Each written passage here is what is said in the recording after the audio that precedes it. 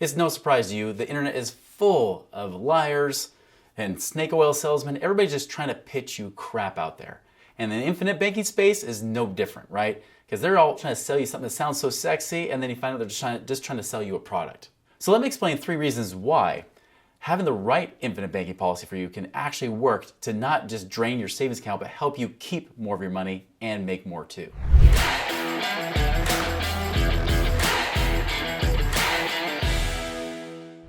Okay, so this whole infinite banking thing, it always sounds mysterious. Some people even ask like, well, do I have to set up a bank? It's not even a bank, guys. It's just a term. Nelson Nash created it back in the day. He called it infinite banking because you're taking your money and just kept reusing it over and over, cycling it through using a whole life insurance product, right? Whole life insurance. It's actually not a savings account. It's not even a bank or an investment. It's just plain old, couple 100-year-old whole life insurance. It's been around for hundreds of years. Now, if you don't understand whole life insurance, understand that it's not just a death benefit. That's like term insurance, right? Term insurance, you just gotta die to get the money. Whole life has a death benefit and a living benefit. Yes, you can get paid when you die, but there's also this thing called cash value. It's a tax-free supercharged savings account that pays you more than 0.0% at the bank. Now, it hasn't been as sexy lately because everybody's trying to sell you and pitch you all this different types of stuff with the stock markets, and you got crypto and everything else. And so it kind of gets lost in all the noise. But the truth is, this is the one thing that's consistently been paying people for literally hundreds of years, right? This is something that's been around even since the colonial days, all right? It's the one thing that you actually can count on that's been around and probably will be around for a long time. But it's not sexy. Right now, like for example, most insurance companies pay you between like 5 and 6% tax-free. But understand, that's a pretty darn good rate of return considering that many people don't even make that much, even in the stock market, especially when they pick their own things and they screw up anyways. So this is something that can actually be really useful.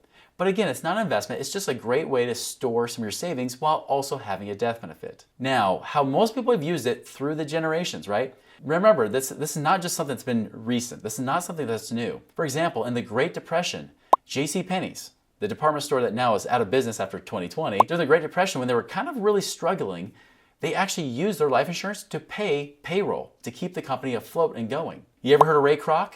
You may not know Ray Kroc, but you might know McDonald's. He's the guy that put McDonald's on the map, that made it famous. When he first bought McDonald's from McDonald's brothers, he had to use his own life insurance to pay the executives to keep them on board so that McDonald's could keep going and growing. Also, if you've ever been to Disney World, the supposed happiest place on earth, if you've ever been there, did you know that Walt Disney could not get the banks to lend him the money for that swampland in Orlando? They wouldn't do it. So he had to put up some cash. They told him, you got to put up some cash for this to actually work. So he got a home equity line of credit against his house, and he also used his life insurance, his whole life insurance policy, his own infinite bank, to use that as collateral so that the banks would give him the money to create the rest of billions of dollars of the Disney empire, right? That is how this has worked. Again, and just so you know, many banks keep at least 15, 20, sometimes more % of their money in life insurance. That's where they store their own money in life insurance. They don't gamble it in the stock markets. They keep it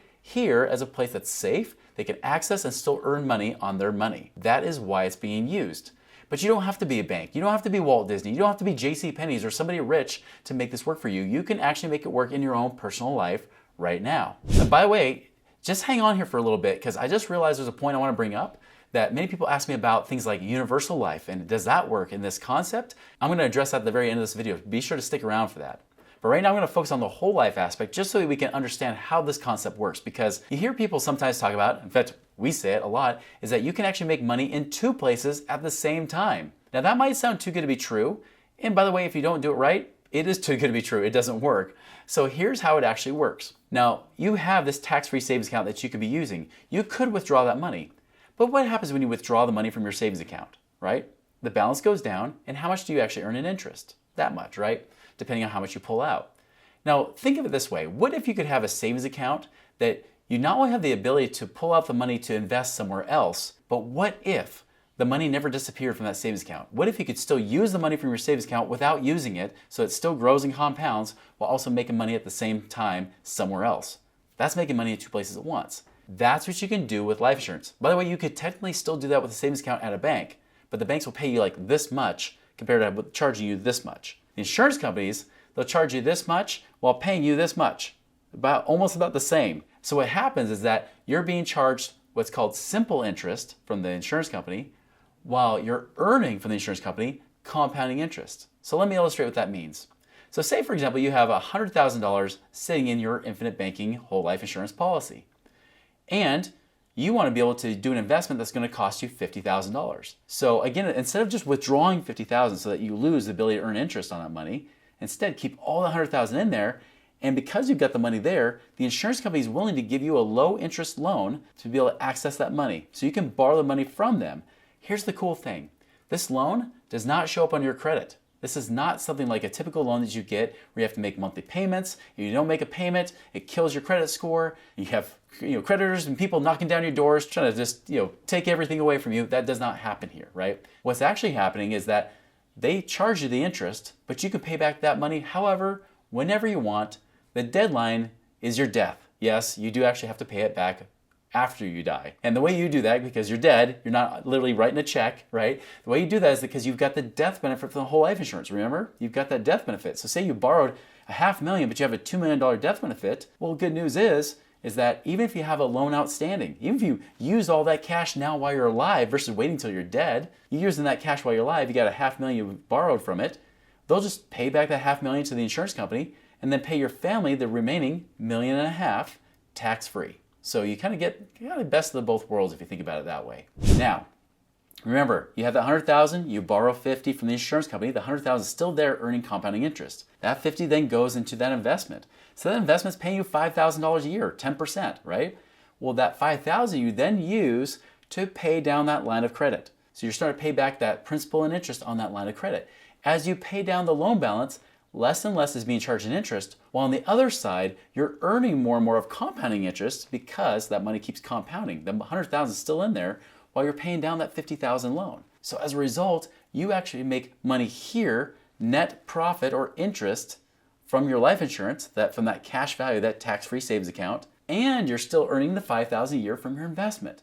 You're making money in two places at once. I show an example often with a lot of our clients where say that somebody has a large apartment building they want to buy, a real estate building, $250,000 down payment, right, for $1 million property. Well, let's just say that it pays you $2,500 a month.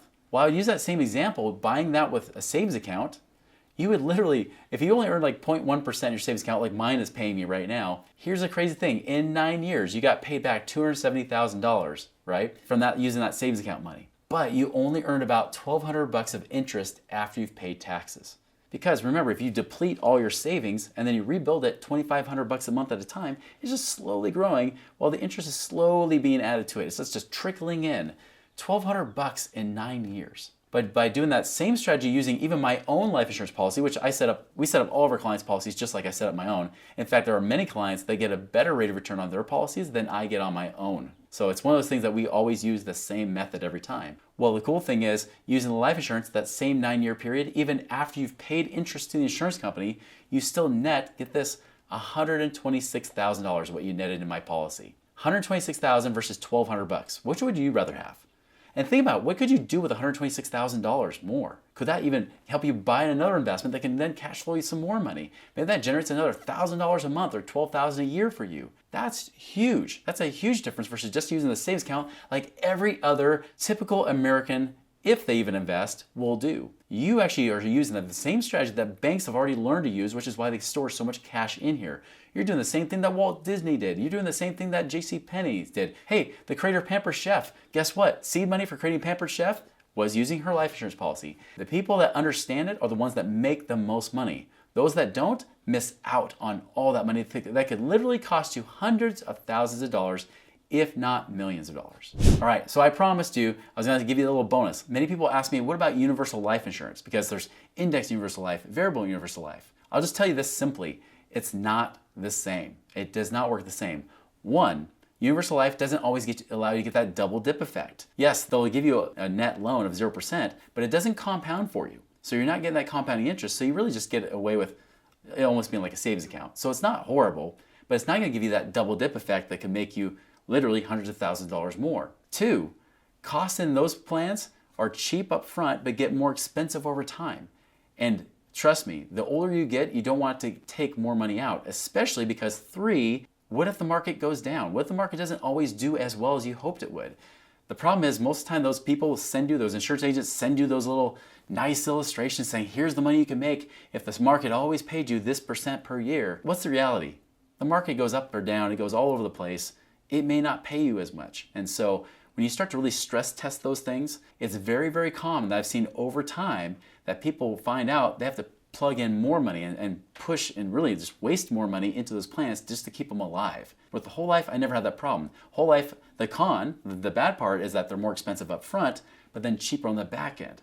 So if you can find a way to minimize the cost up front, which by the way, in our max ROI infinite banking system, that's what we do. You minimize those costs up front, you actually make even more than sometimes you'll ever make in the universal life. Even if they made great money in the stock market, you could sometimes even beat those returns depending on how it's designed. It's always about the design. It's not about the company. It's not even about the type of insurance. It's about how it's set up. And if you want to know how it's set up right, guys, I invite you to reach out to us, moneyripples.com. We actually have a place you can go and book a time with one of our specialists in this area to find out, is this really right for me, for one, and then two, how can I actually use it in my real life situation that actually works for me, not just paying the agent a bunch of commissions, but actually pays me money instead. That's the key, guys. Whatever policy you want to set up, you want to make sure you make more money than the agent does. That is the key. So guys, reach out to us at moneyripples.com right now.